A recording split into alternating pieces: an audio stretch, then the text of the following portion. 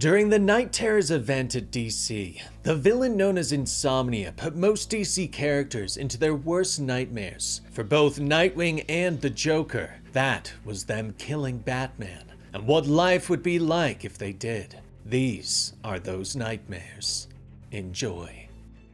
As the world sleeps, there's a storm over Gotham as the forces of good and evil continue to battle their endless war. Batman tells the Joker that he'll never win, and the Joker laughs. "Oh, Batman, my dearest friend, don't you know that nobody wins at these? The fun is playing the game." Batman reaches out, and as he lunges for Joker, he slips, falling face first on the metal roofing. The Joker bursts out laughing. "That looked like it hurt! You might want to consider getting some shoes with better traction." But Batman doesn't move, and his body continues to slide down the wet roof. "You're gonna get up, right, Batman?" Lightning strikes as the lifeless body falls over the edge. "Did they make the roof more slippery or something?" And Gaggy the Clown tells him, "No, it's just the rain. Maybe?" The body lands with a loud crunch, and the Joker looks over, stating that they should probably check on him. Otherwise, they're just standing around on a roof like a bunch of clowns. As the three of them get down, they see Batman has yet to move. "Maybe he's just, unconscious," the Joker asks. They turn Batman's mangled body over, and the Joker realizes, okay, he's not unconscious. What are we supposed to do now? Did we just kill Batman? "We should, probably leave and throw the body in the trunk. I'll think of something." At the local diner, the Joker sits beside the dead Batman playing with his food when Gaggy says, maybe we should kill Superman next." Joker looks up. "And how are we supposed to kill Superman? Do you expect him to just fall off a roof and die like a freaking moron?" Gaggy chimes in. "Well, we should do something. How about we plan something a bit more fun?" 2 days later, aboard a large transport ship, Joker and his henchmen dress as pirates as the crew is taken hostage. Joker asks the captain, "What exactly are you transporting here?" The captain tells him, "Unrefined uranium ore." "Where is it?" "It's in the hold, but there's no security protecting it." "Really? We can just take the uranium ore?" "Yes, there's nothing stopping." The Joker sighs, stabbing the captain. "Tell the goons to get the plutonium." "Uranium? Who cares? I guess we'll make a bomb or something." A few days later, the bored and unkempt Joker is eating his breakfast as Gaggy asks, "Do we have any plans today?" Joker sighs.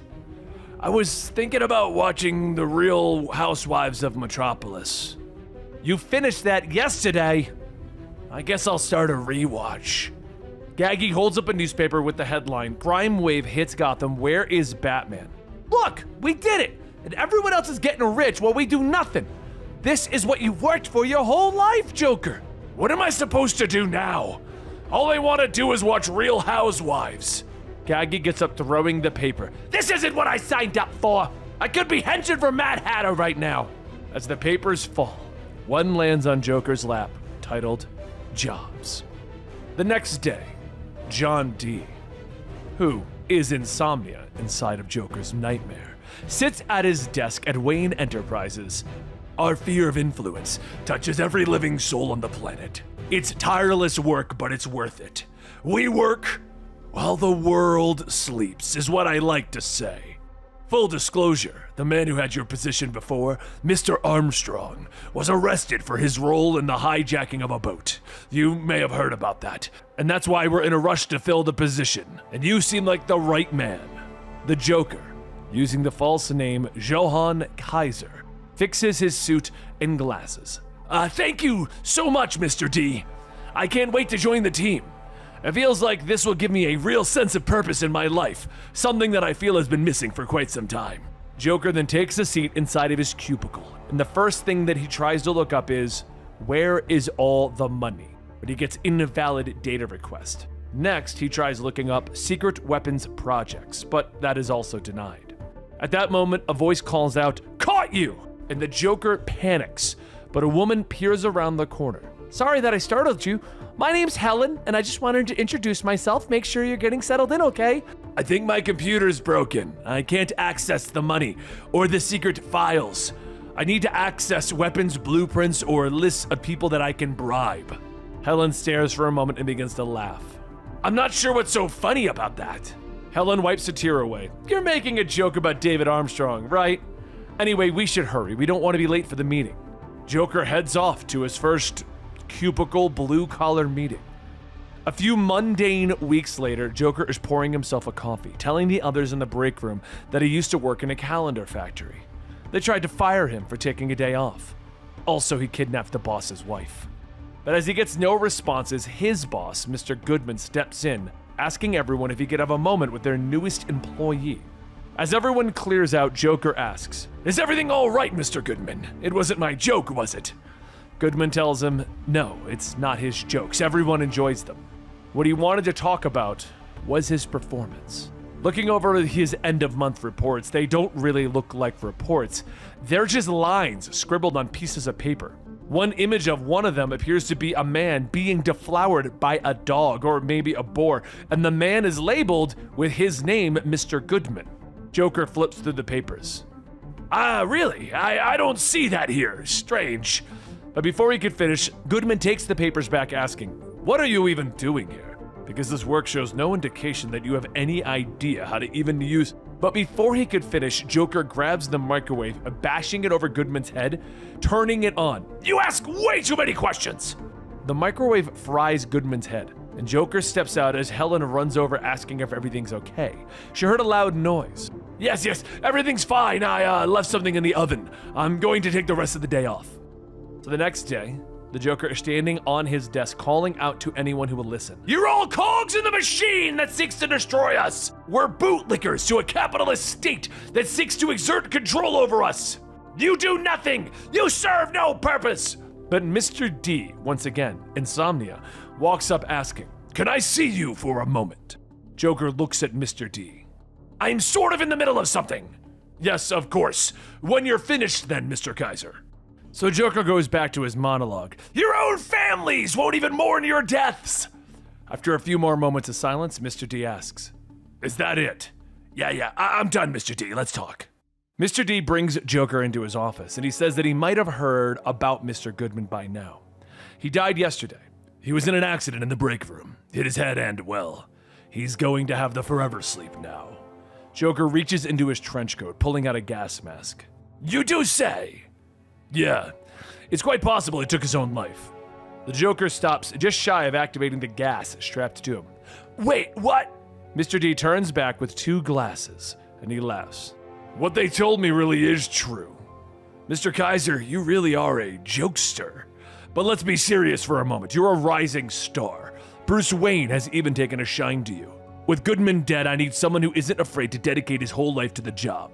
I would like to promote you to Regional Management Assistant Vice Supervisor. Are you sure? Sure as I've ever been, Mr. Kaiser. Between the arrests and the deaths, if we don't turn this ship around, Batman himself is going to pay us a visit here on the 9th floor. Yeah, you see the problem with that is Batman is dead. You crack me up, Mr. Kaiser. A few more weeks pass and Joker is presenting the month's quarterly reports, telling everyone that he isn't sure if someone forgot a decimal or a multiplier. But this is bad. The last time I saw something this ugly is when they pulled Mr. Goodman's head out of the microwave. Everyone stares for a moment, and then they begin to laugh. All right, everyone, that's enough. Go home, we're done for the day here. One of the girls stops before leaving, asking, You know, a few of us are going out for drinks. It's Randy DeMico and Shipping's birthday. Maybe you'd like to come? So a few hours later, the Joker is yelling, Who's having another with me? Anyone who's gonna drink with me? Helen! Drink with your boss, Helen! But everyone quietly and awkwardly clears out of the bar with the Joker scoffing. If you didn't want to drink with me, that's fine anyway. I was gonna poison them all! When the Joker leaves, he notices a couple of men following him, and he begins to run down an alleyway. As soon as he turns the corner, he's cracked in the head with a bat, and the group of men begin to kick the crap out of him. You've all just made a very big decision in your lives. Very big! See what I mean? He gouges out the eyes of one man with his thumbs, and then he turns shouting, Gotham is my town! You're all just bloody tourists! You have no idea who you just crossed paths with.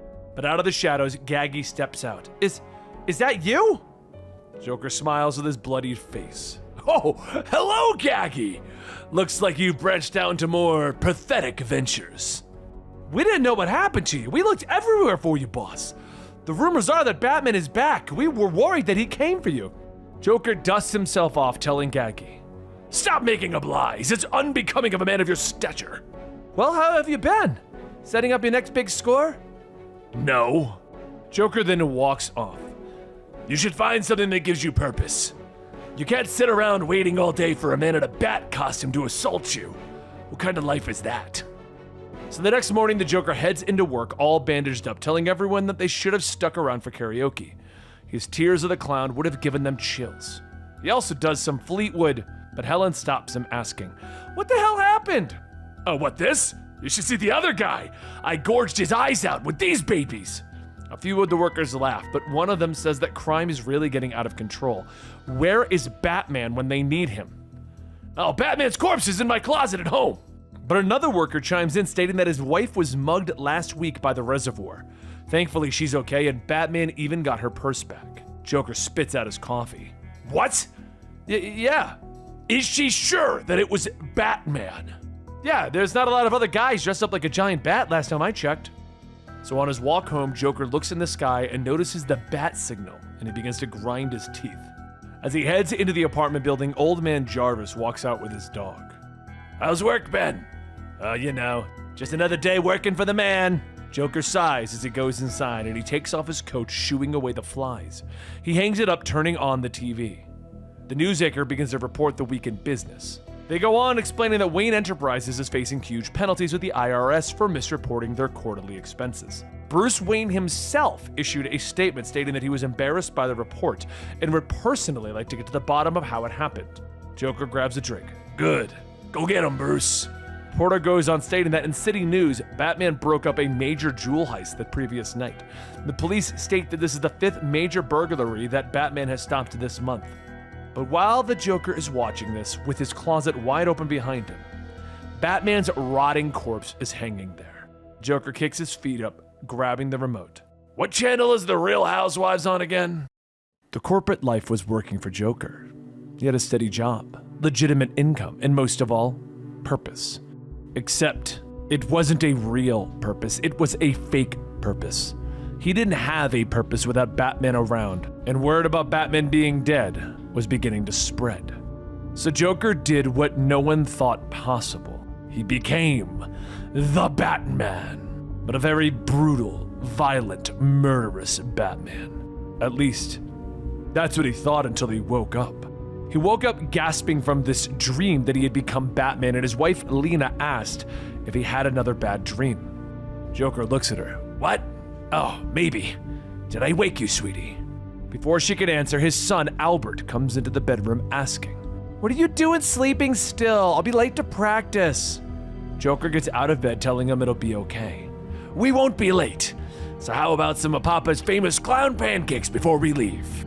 Yes, life was going quite swimmingly for the Joker. He was even rising in the ranks at work, becoming a hiring manager and hiring all of Gotham's old villains who were trying to lay low while they figure out if the rumors of Batman's return are true. Of course, that can't be true, because Batman's dead corpse is sitting in the closet of the Joker's house. So obviously the villains are the crazy ones. Or are they? Maybe the Joker is the crazy one. His dreams of becoming Batman, they feel so real. For example, last night, he went on patrol stopping a mugging by none other than his former henchman, Gaggy. First, Joker made some quips while killing the 2 lackeys. Then it was Gaggy's turn. Gaggy tried to reason with the Joker. He told him that they used to work together, but the Joker took Gaggy's back. I work alone. Is this a joke, boss? Is this a new gig you've been doing? We heard you went straight. Joker winds the bat up. No, I heard that you're going straight too. And as that bat cracks, we cut to a different time period in the Joker's life. He hits a baseball that goes flying into the air, and the Joker makes a break for first. Bruce Wayne is calling out from the dugout, "Go for 2! Go for 2!" Joker slides in as the umpire yells, "Safe!" And the second baseman tells him that it was a nice hit. Mr. Luther was striking everyone out, but he's the only one who got the bat on the ball. They should call him Batman. Joker looks at him. What did you say? You know, because it's baseball, Batman. It's just a joke. Don't you like jokes? Joker begins to strangle the man. I love jokes! Lex Luthor yells to Bruce, telling him to get his man off the field. Bruce reels him back in. You did good out there. We should have dinner. My place. Any food allergies? Just shellfish. And Bruce tells him perfect. Later that night, Joker arrives at Wayne Manor, where John D, aka Insomnia, or rather, the role of Winchester, Bruce's butler, greets him at the door. I'm terribly sorry, but Mr. Wayne is not here. He was called away on urgent business and he won't be back for a few days. But Bruce walks up wearing his trademark Hawaiian shirt and purple hat. He begins to laugh. Of course I'm here, Windham. Have you been drinking again? Johan, so glad you can make it. The Joker comes in under his alias Johan, telling him that he hopes that it isn't about the baseball game. What? No, have a seat, Johan. He walks to the other end of the comically long dining table. Bruce says that Winthorpe here has cooked them a lovely meal, an appetizer of oysters, followed by delicious lobster bisque, and then the main course of black pepper crab. Joker scoffs. I hope you don't mind the anaphylactic shock. Oh, that's going to be perfect. If this isn't about the baseball game, why do you have me here? It's because you've been doing great work, and I feel that something is off. Like you're not your normal self, the one that we hired so long ago. Well, legal said that I couldn't joke around as much with all of the lawsuits still pending. Bruce begins to shovel food into his mouth. We need spirit in this world. We need people to be a little crazy. A man without a sense of humor is like Gotham without Batman. Joker yawns. I thought Batman died, but apparently people keep seeing him. That's what I'm talking about. You're so funny, Johan. If Batman ever died, people would lose their minds. Everything would be so boring. Maybe that's what's wrong with you. Batman died and part of you died with him. Without Batman, you're broken. But this imposter is awakening something. But then Bruce bursts out laughing. I'm just kidding. We all know that Batman is fine, watching over us all. So whatever seems wrong with you, you must simply be imagining it. Maybe this is all a dream. Winchester leads in whispering. You'll have to excuse the sir. He has a shellfish allergy that makes him act erratically. Stop whispering about me, Wilson! Joker blinks again when his name is called. And then he looks around. Where am I? And one of the board members at the meeting that he forgot he was at is telling him about the new expense reports, and he just spaced out like a nut job. Nut job? Very funny. I'm very funny. Here's a joke for you. Joker begins to stab the board member with a pencil. I'm gonna tear your head off and use your throat like a toilet. Then they're gonna stitch your stupid head back on and bring your body to your daughter's birthday next week as a diarrhea piñata. But Mr. D walks in the room and the Joker looks back. Oh, you hadn't told me that you'd be at the meeting. He stabs the body one more time and then pushes it onto the table as Mr. D looks at him. I just wanted to tell everyone. We're closing up shop early today so the building can get fumigated. But I'd like a word. Is everything okay, Johan? Joker straightens his jacket. No, Bruce Wayne told me something at dinner and it's been bothering me. But it's nothing. I'm just being silly. Mr. D tells him that HR warned him about being silly, but keep in mind, Bruce loves to play tricks. He likes to get into our heads. You know how trillionaires are. The important thing is to remember how much you love your job. Joker heads home for the day, and when he enters his home, his worst fears come to life as he sees his son Albert has discovered Batman's body in the closet. He quickly begins to stuff the rotting corpse back in. Don't you ever go in there again! You know the rules! Why aren't you in school? It's nighttime and I'm sick. Why is Batman's dead body in there? Joker slams the door. You have a crazy imagination, Gaggy. Look, I really don't need this right now. Just go to bed, Gaggy, okay? As Albert leaves, Lena asks what's wrong and Joker tells her nothing. Just Bruce Wayne getting in my head is all, making me think something is wrong with me and I took it out on the boy. What's in the closet, dear? Lena asks and Joker walks over. Nothing! There's nothing wrong with me! To prove it, Joker goes out telling everyone as he walks by, there's nothing wrong with me! I tried to tell you all that Batman was dead, but now there's a fake one running around. Does that even make sense? Joker pleads his case to the man at the urinal, and the man asks, "Can you just stop looking at me?" So Joker grabs him. "I need to prove it! I'll prove that Batman's alive! All I have to do is catch him!" He hurries to the hardware store, breaking and grabbing several items and recreating his toxin before hiring some men to pretend to rob somebody. He gives the men the toxin, hiding while they get to work. And just as they begin to rob someone, Batman appears, except it's still the Joker in the Batman outfit. He punches the hired goons, cracking a few jokes. The face paint begins to stick to his hand. "What the hell is this? It's too sticky! Get away!" The goon grabs the toxin and the Joker yells, "Wait! Kill them all!" The goon cracks it. "I was told that he'd say that." Joker begins to inhale the gas. "You can't do this! You can't kill Batman! We need Batman!" And the Joker then wakes up in the old abandoned warehouse where some of Gotham's other villains are sitting. "I just had the strangest dream." Solomon Grundy looks at him. "It's okay. You with friends now." And Joker sighs, laying back down. "Shut up! I'm going back to sleep." And that is the story of what would happen if Joker killed Batman. Now it's time to tell you the story of what would happen if Nightwing killed Batman. Everything was a haze as Nightwing begins to come to. He starts to hear voices. He tries moving his arms and his legs, and he finds himself strapped down. He begins to ask, "What is going on?" The nurse tells him that he's starting to come around. Should we give him more of a painkiller? The second nurse tells him no. The pain will provide him with some clarity. A clear head is paramount to his recovery.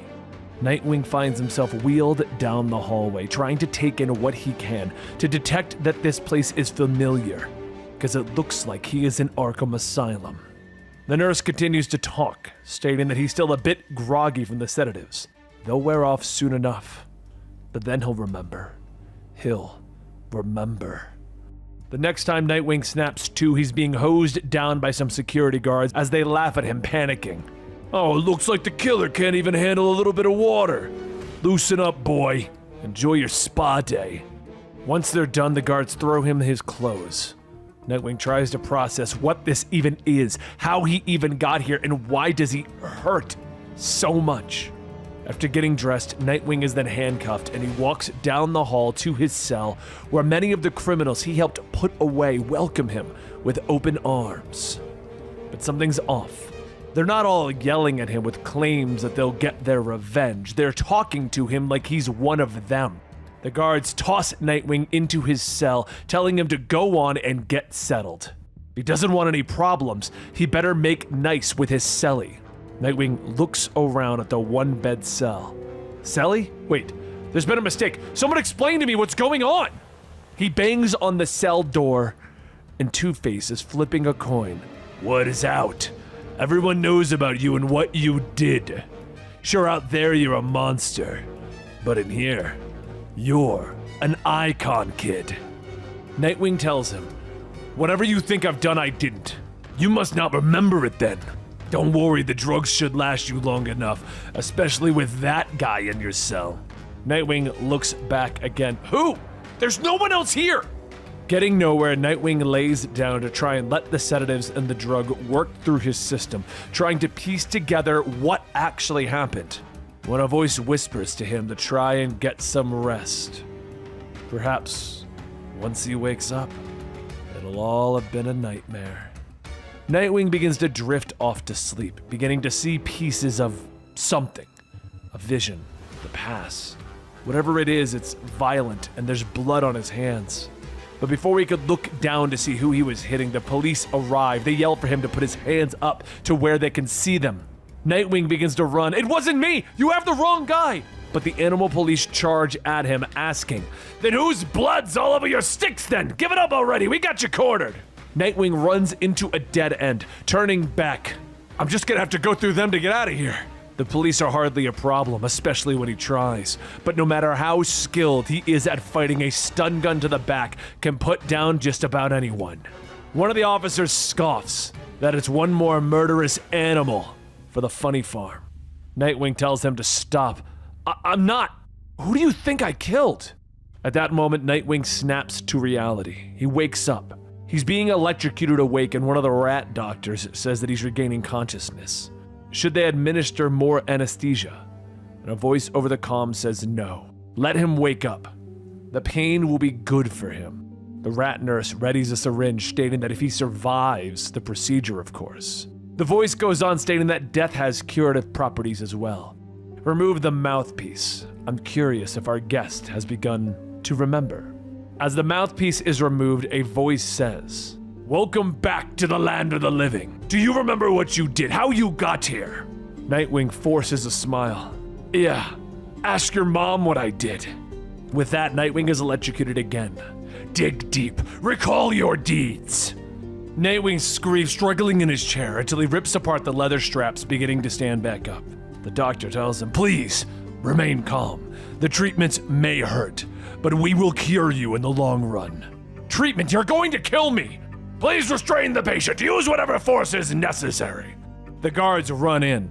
"Use force. Got it," Nightwing says, throwing the table at the guards. He then turns it back to the doctor and the nurse, and the doctor tells him, "Please, wait, we're just doing our jobs. We want to help." Nightwing lifts another table, ready to hit them. "We're way past that now." And then he suddenly loses his strength, falling to his knees. "You put something in my mind. Stay away. I won't hurt you if you let me go." The doctor and the nurse soon begin to tell him, "Wait, it's us. It's been so long. No wonder you don't recognize." The two take off their rat heads, and Nightwing stares. No, this can't be. This isn't real." The corpses of John and Mary Grayson look back, and the voice asks, "Don't they look familiar? Mom and Dad, their hopes for you flew so high. Too bad you were destined to fall, just like your parents." The bodies begin to wither away, and Nightwing goes on, "I've had nightmares like this before, but they were never this vivid." "Have you now? Maybe you're just a lost cause after all." Nightwing looks at the one-way mirror in front of him, and he jumps through it, shattering the glass, and there stands Insomnia. Nightwing readies himself for the fight, telling him, "Nothing I see or hear can be trusted. I'm being betrayed by my own memories, my own mind. It's too real to be a dream." And yet, but Insomnia beats down Nightwing, and he wakes back up in his cell as the voice from before tells him, "So you're awake." Nightwing grabs his head. Awake, asleep, how can I tell the difference anymore? "That's easy, because you stopped snoring." Nightwing looks around. "Who's there?" "It's just me. I've been here the whole time." Nightwing jumps up and down, looking under his own bed. "Why don't you just come out?" "I'm quite content remaining here, thank you." Getting frustrated, Nightwing flips the bed over to find nothing. The voice tells him that it happens to the best of us. It's okay to be afraid. The mind is a scary place. We must accept the reality of the multiverse, yet still we dismiss our own internal worlds, the dimensions inside of our brains. Nightwing looks around again, listening to where the voice is coming from, and then he looks over at the sheets, beginning to rip them apart.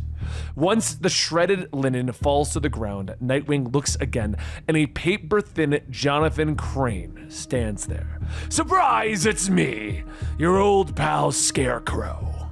I should have seen it sooner. This is all you're doing. How'd you do it, Scarecrow? A new strain of fear gas? Sorry, but I'm fresh out. If I'm good, they might give me my stash back on discharge. See, I'm nearly ready to return to the outside world, but you... It's going to be a long road. We all know what you did, and we're all impressed." Suddenly, it sinks in. Flashbacks beginning to inform him of what happened. Barbara was there asking, "What did you do? What did you do, Dick?" And Nightwing begins to realize what happened. He begins to cycle the thoughts through his mind. No, it wasn't me. He slams his fist on the ground as Scarecrow tells him, "Denying it won't change the truth. You killed Batman!" Two-Face begins to laugh maniacally. "You succeeded where we all failed, kid. A bit irritating, really." Nightwing gets it back up. No, this is all in my head." "Sure, because you already knew that you'd done it. You tucked the memories away, but they stick around. Out of sight isn't out of mind." Nightwing begins to look around. I need to get out of here. I have to prove I didn't do it." Scarecrow grabs him. I was hoping you'd say that because I have a plan. I've made a map of the building, but the building has a nasty habit of changing when you're not looking, making cartography difficult. We're currently here, or maybe there, or we could be over there. As Scarecrow begins to go over his map, Nightwing tells him to be quiet because he can hear the guards coming. He hurries over and he can hear 2 guards dragging someone, and one of them complaining that they can't drag her on his own. She's like 90% metal at this point. Nightwing looks through the food slot to try and figure out who's being brought in, and when he sees who, he yells out, "Put her down! Babs, tell me you're okay! Babs!" But a metal-infused Barbara looks up, being dragged down the hallway. I've killed my father, and now they have the woman that I love. I don't give a damn if this is real. I'm gonna tear this whole place apart, even if it means destroying my own mind in the process. As the guards drag her away, Nightwing calls out to Barbara that he'll think of something that will get them out of here. Just hang on a bit longer, Babs. The guards snap back at him, telling him to keep it down or he'll find himself in re-education soon. Nightwing groans in frustration. The realization that he killed Batman and then seeing his girlfriend being dragged in is too much for him. Scarecrow looms over. You can scream all you like, but nothing will happen. You should have seen what they did to What's-Her-Face, Black Canary. Nightwing spins back, grabbing Scarecrow. That's enough! Where's that map you drew? Scarecrow pulls out a piece of paper. Right here. And just as I thought, it's a whole new design. Nightwing begins to unfold it. Buildings can't just change their layouts. He looks down at the completely new and insane design, complete with Scarecrow and Nightwing holding hands in the bottom corner. This makes no sense. This is a nightmare. Scarecrow leans in. No, it's more like a nightmare within a nightmare, right? Glad you're finally starting to get it. At that moment, the cell door swings open and Nightwing gets ready to fight. All right, who wants some? Nobody. It's chow time. Hopefully you've got an appetite. Today is Meatball Monday, Scarecrow says to him. However, as Nightwing begins to walk out, he looks around and sees that no one is there. All right, what's up with this? Everyone is already in the mess hall. Because we're on the naughty list, we're called last. The warden has a penchant for drama. Perhaps he wanted to give you a grand entrance. It's not every day the person who killed Batman eats here. As the doors open, Nightwing looks at all of the villains that he put in there, all in their twisted nightmare version glory. And in the back, Barbara grabs her tray of motor oil and batteries, getting ready to sit down when Nightwing runs over. What happened to you? We have to get you out of here now, Babs. She sighs. They got you too. You need to escape before they do the same thing. System buffering, 17%, please wait. As Barbara stares off, buffering her systems, her wires reach out, grabbing Killer Croc's arm, and he hisses, "What the hell is this?" Then up from above, a voice calls out that she warned them before about any of this. One more outburst and you'll regret it! Nightwing looks up to see that Harley Quinn is now the head guard. God, this kind of crap always happens when the kitchen serves meatballs. Before Nightwing could even ask what she's doing here, she sends out her hyenas, telling them, "Take Croc down!" Scarecrow then pushes Nightwing away. We gotta get out of here. I am not leaving Babs. As the riot begins to break out, Nightwing and Scarecrow hide behind one of the tables when suddenly, baby-faced Grundy punches a guard, launching him across the room. The body slams into the wall, falling right before them, and Nightwing notices a set of keys on him. While everyone continues brawling and hitting whatever is in front of them, Nightwing and Scarecrow sneak off to try and look for Barbara. And when they get to the next room, everything changes. Nightwing pulls out the map. All right, what is this place? It's not on the map. That's because it's not on the map. This area is uncharted. It's the back rooms of Arkham. I once worked with this fellow, Basil Grimes. Said he was an architect. Never saw a resume, but he seemed legit. If you were gonna map the building, Grimes would be your best bet, Nightwing. We did have a pair of walkie-talkies, but he's been missing for a few days now. Hopefully he's alive. Just then the walkie-talkie buzzes and Scarecrow pulls it out as Basil asks, "Anyone there? Professor Crane." Scarecrow responds, "I read you. What the hell happened out here?" "I may have taken a wrong turn. Not to worry, we're coming to find you, Basil. Basil pauses. We? He's with you, isn't he? The bad boy with the nice...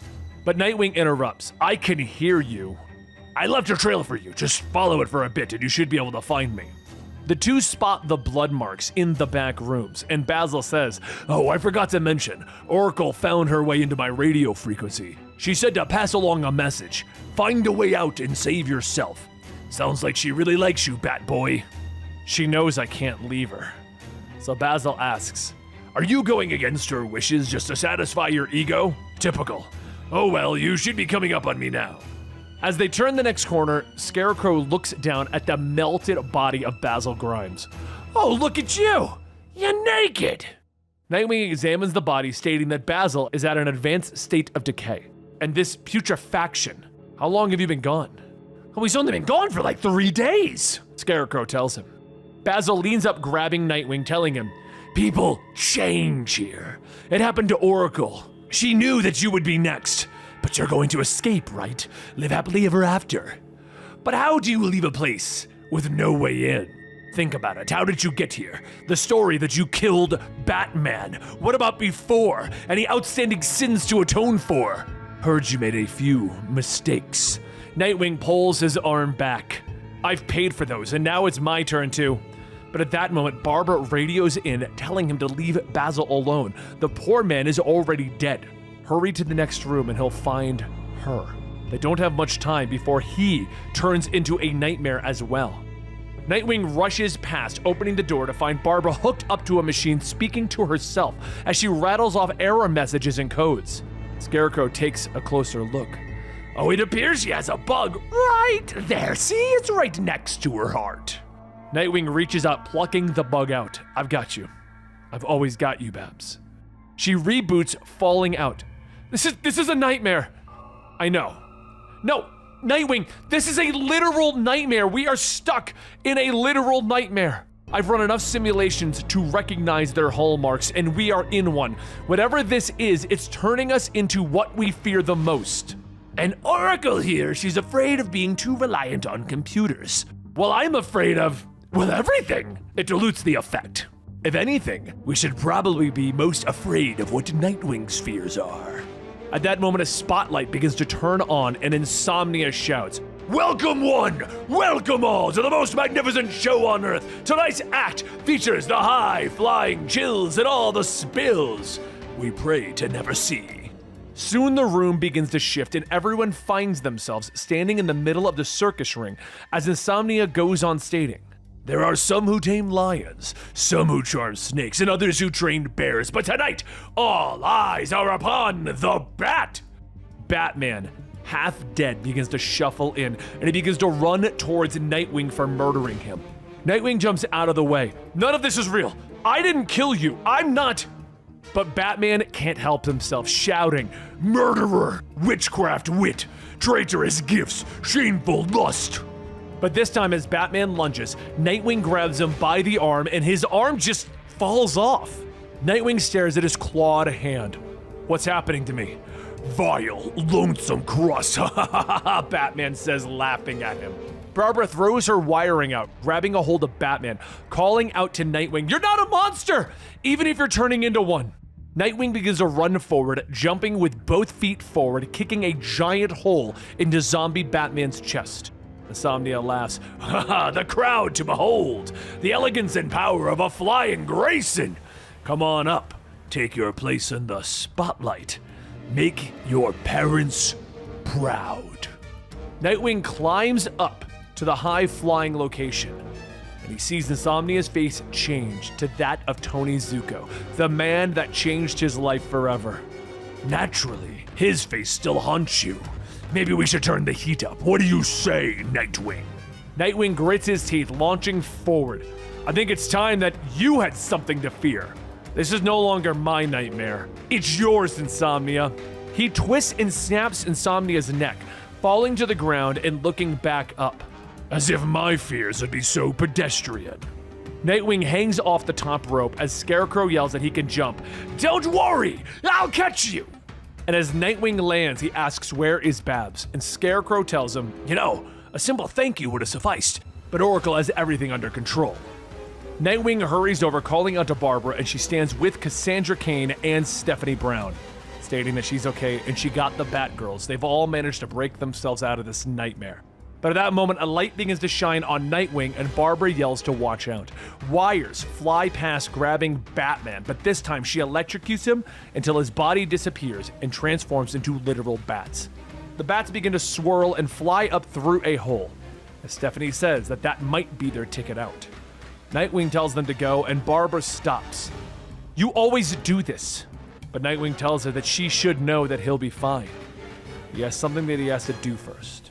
As the circus tent begins to burn, Nightwing walks back, and Scarecrow looks at him, telling him, "Oh, you came back for me! How sweet." Nightwing reaches out, telling him that the plan was to escape together. Despite everything that he has done in the past, there's no way that he'd leave without Scarecrow.